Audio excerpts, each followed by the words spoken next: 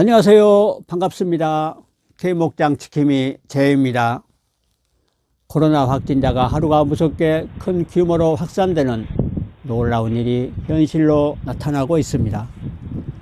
가슴을 졸이면서 바라보는 특집 보도 마무리에 전문 의료진이 남기는 당부의 말씀이 머리에 남습니다.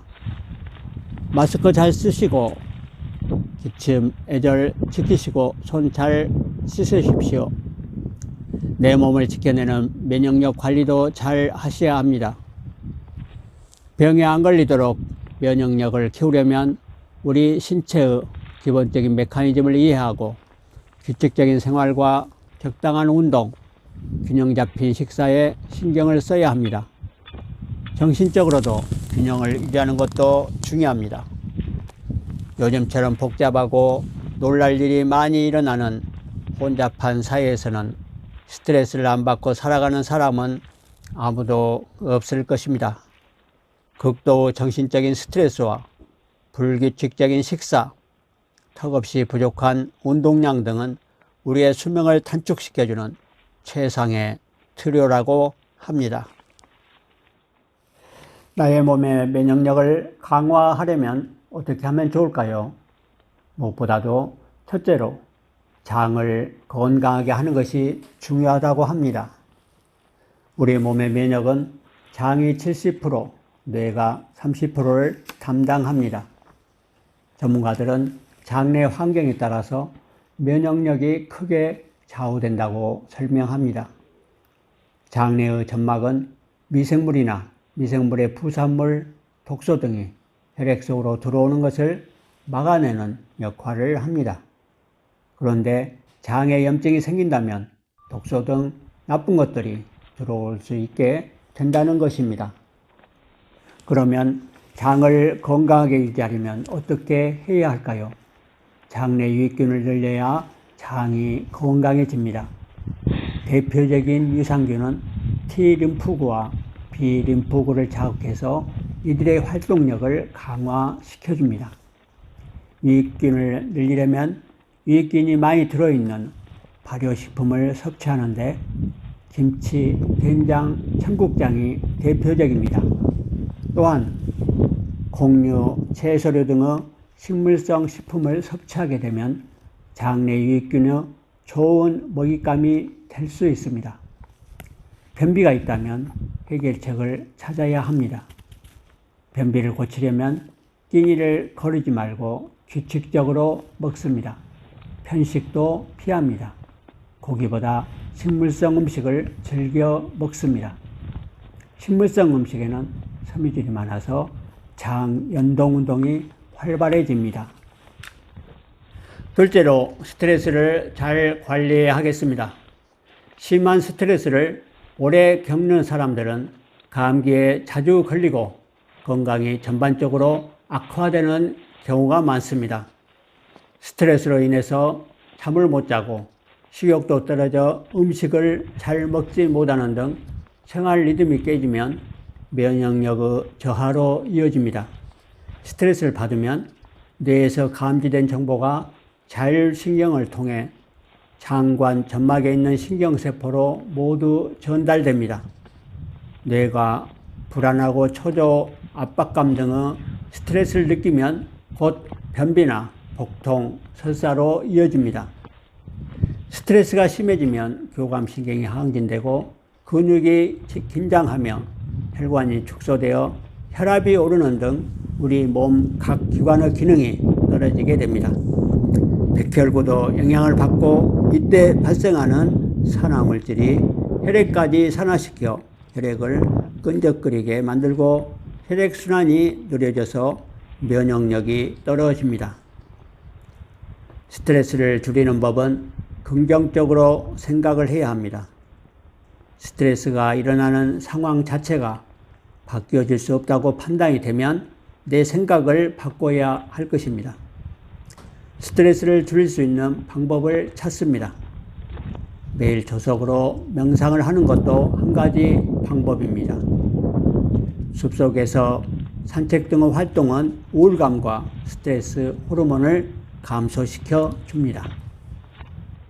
셋째로 적당한 운동을 합니다.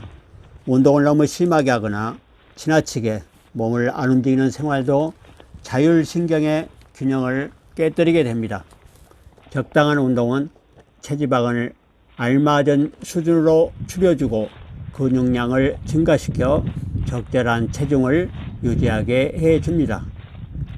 뇌 기능을 촉진시키고 신경 전달 물질인 도파민을 증가시켜 긴장감을 완화시켜 줍니다.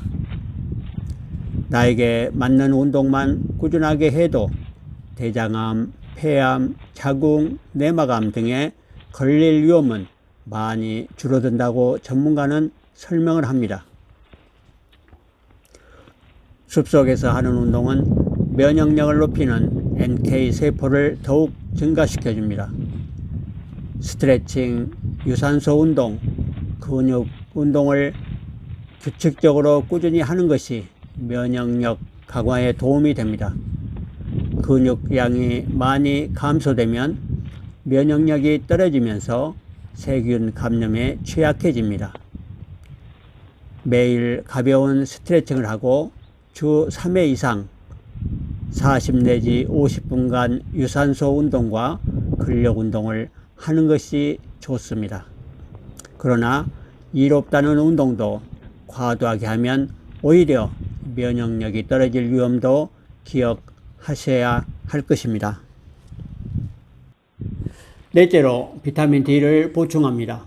비타민 D는 림프구를 활성화시키고 정식을 돕는 등 몸의 면역 체계의 필수적인 역할을 담당합니다.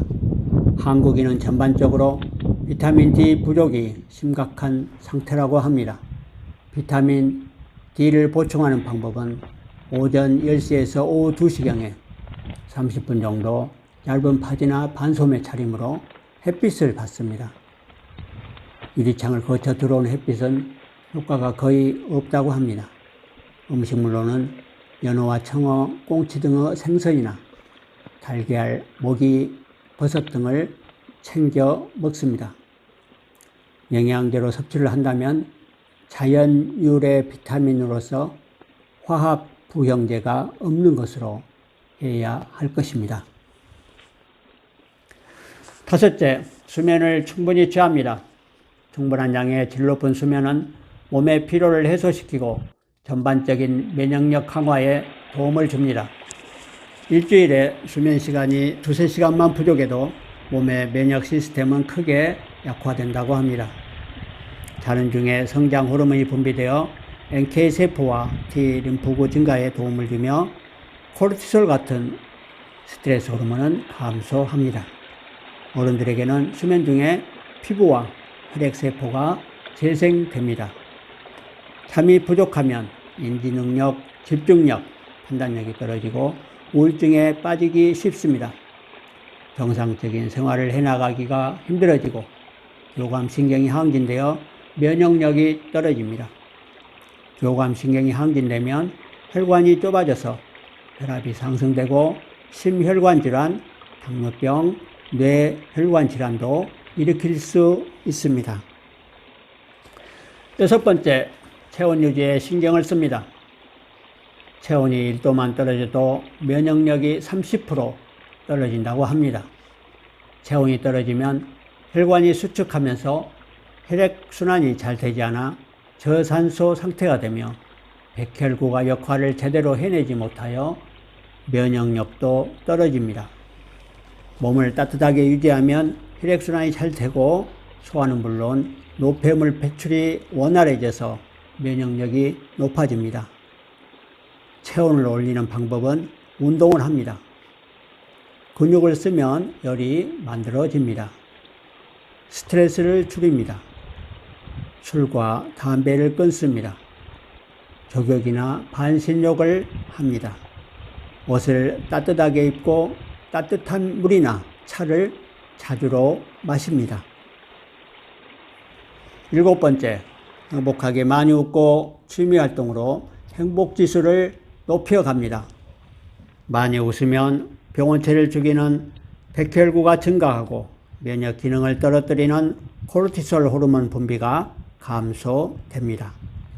미국에서는 15초 동안 크게 웃기만 해도 엔돌핀과 면역세포를 활성화시켜 수명이 덜 연장된다는 논문을 발표했습니다.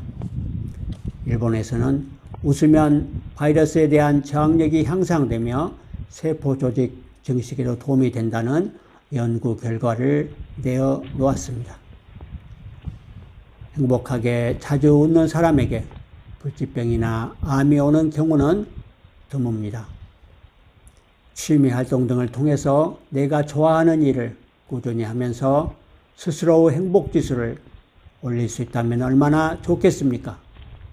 이렇게 행복을 먹고 자라나는 면역력은 매우 단단하여서 어지간한 스트레스에도 끄떡없는 건강관리가 이루어져 갈 것입니다. 대단히 고맙습니다.